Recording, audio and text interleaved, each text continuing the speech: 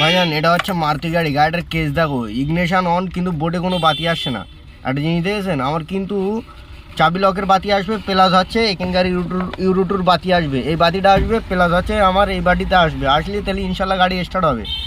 গাড়িটা এসেছিলো এক জায়গায়, বলছে জহিরুল ভাই এই দুটো বাতি আসছে না। তো ইনশাল্লাহ ফার্স্ট টাইম আমাদের করণীয় কি চেক করার ভাইজান, এর রিলে থাকে প্লাস ফিউজও থাকে, বুঝলেন, এই অপশানটার আর ওই অপশানটার, এর কিন্তু একটা রিলেও থাকবে প্লাস ফিউজ থাকবে।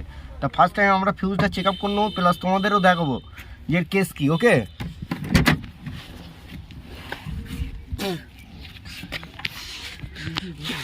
এই গাড়িটার কেস দেখো, ফিউজ থাকবে, এই একটা ফিউজ থাকবে ভাইজান, এর এই একটা ফিউজ থাকবে, প্লাস এই একটা ফিউজ থাকবে। তা ফিউজগুলো আমরা খুলে দেখি যে কেস কি। কেস দেখেন, ফিউজ কিন্তু একটা ফিউজ কাটা আছে, প্লাস একটা ফিউজ কিন্তু ঠিক আছে। তাহলে ফিউজটা আমরা ঘুরিয়ে দেবো।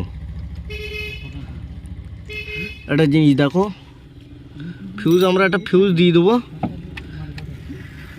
ফিউজ আমি নিয়ে এসছি স্টার গাড়ির, তো যথারীতি এই ফিউজ কিন্তু আমরা নিয়ে এসছি। এবার ডাইরেক্ট ফিউজ লাগিয়ে দেখবো ইনশাল্লাহ গাড়ি স্টার্ট হয় কিনা। ওকে ভাইজান, তো ইগনিশন কিন্তু অফ করে দিতে হবে, কারণ এটা আপডেটিং মুড আছে, তো কারণ সফটওয়্যারের ব্যবহার আছে। এই লাগিয়ে দিলাম ফিউজ। ফিউজ কিন্তু এই নিচে দুটো থাকে, এটা কিন্তু মারুতি গাড়ি ভাইজান।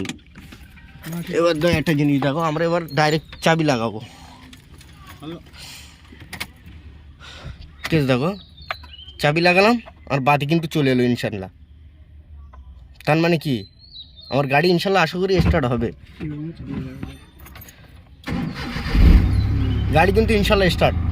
একটা জিনিস দেখেছেন, মেন কথা ভাইজান, সকল সিস্টেম আছে, সিস্টেম অনুযায়ী কাজ করলে ইনশাল্লাহ আশা করি রোগ মরবে। গাড়ির কিন্তু একটা জিনিস দেখেছেন, এখানকার বাতি কিন্তু চলে না।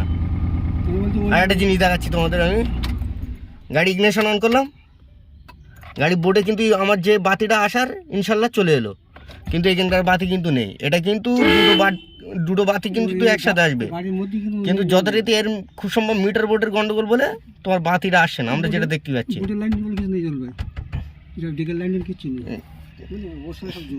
একটা জিনিস গাড়িওয়ালা বলছে, আর একটা জিনিস বলছে ডেগের লাইনের সাথে নাকি এই লাইনের যোগাযোগ। তা একটা জিনিস, ডেগের লাইনের সাথে কিন্তু এটা নাই, এটা আলাদা ফিউজ আছে। সাউন্ড সিস্টেমের কিন্তু আলাদা ফিউজ, এই ফিউজ কিন্তু সম্পূর্ণ আলাদা। তা গাড়িটা আমাদের আর একবার স্টার্ট করে দেখে নিতে হবে গাড়িটা ঠিকঠাক স্টার্ট হয় কিনা।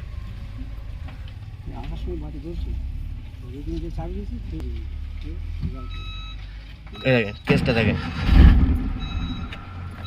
কেন বলেন তো, অনেক সময় লাইন শর্ট সার্কিট হয়। আমি তো গাড়িটা স্টার্ট করতে চলে গেলেই হবে না, এ তো আবার কেটেও যেতে পারি যদি কোনো জায়গায় শর্ট থাকে। কারণ গাড়িটা 2-3 বার অন্তত আমাদের স্টার্ট করে দেখে নিতে হবে, কারণ যদি ইনশাল্লাহ কোনো শর্ট সার্কিট হয় আমরা তো ধরে দিতে পারবো, নাই তো গাড়িটা রাস্তায় আবার দাঁড়িয়ে যাবে। তো যথারীতি আর একবার অফ করবো, অন করবো, করে সেল মারতে হবে। ইনশাল্লাহ গাড়ি কিন্তু এখন রকেট যেটা দেখতে পাচ্ছি, কারণ যদি কোনো জায়গায় শর্ট সার্কিট থাকতো তাহলে ফিউজটা আবার কেটে যেত। ওকে, তাহলে ইনশাল্লাহ আমাদের কিন্তু এখন কোনো শর্ট আমরা ধরতে পারছি না।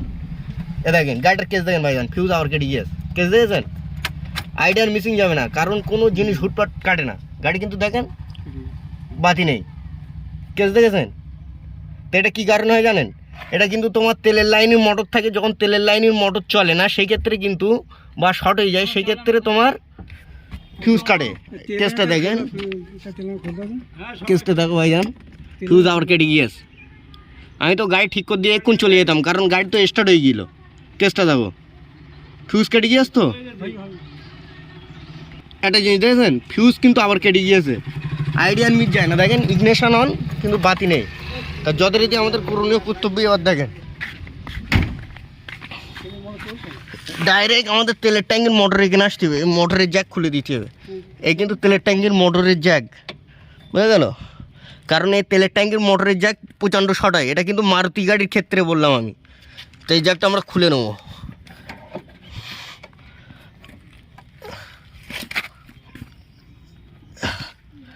এই হচ্ছে জ্যাক, বুঝতে পারছেন। তো এই জ্যাকটা ইনশাল্লাহ খুলে নেব।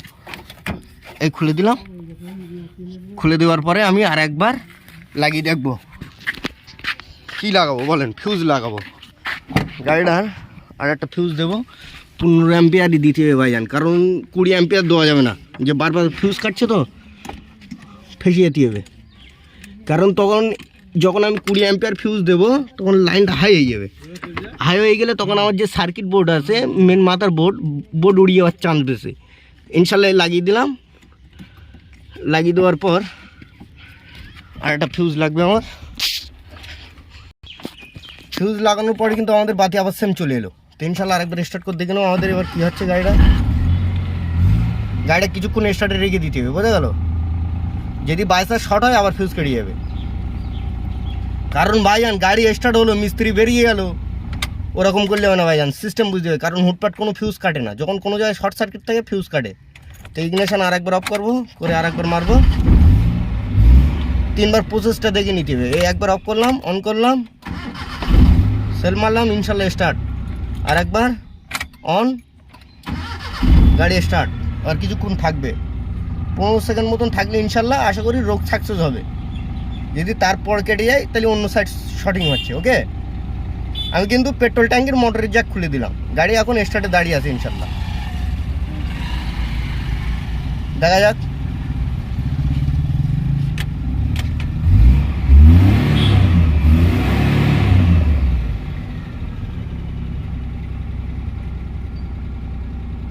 গাড়ি কিন্তু স্টার্টেই আছে, কোনো অসুবিধা নেই এখন। তা কিছুক্ষণ চলুক, দেখা যাক কি হয়।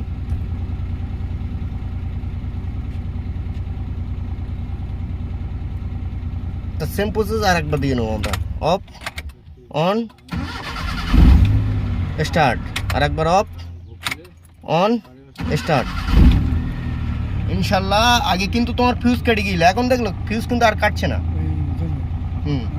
মেন কথা আমার কিন্তু যে পেট্রোল ট্যাঙ্কির মোটর তালি শর্ট আছে ইনশাল্লাহ, আমরা যেটা পাচ্ছি। ওকে, ইনশাল্লাহ গাড়ি কিন্তু রোগ এখন সাকসেস। তা ইনশাল্লাহ ভাইজান খোদা হাফেজ, আর পরে কথা হবে।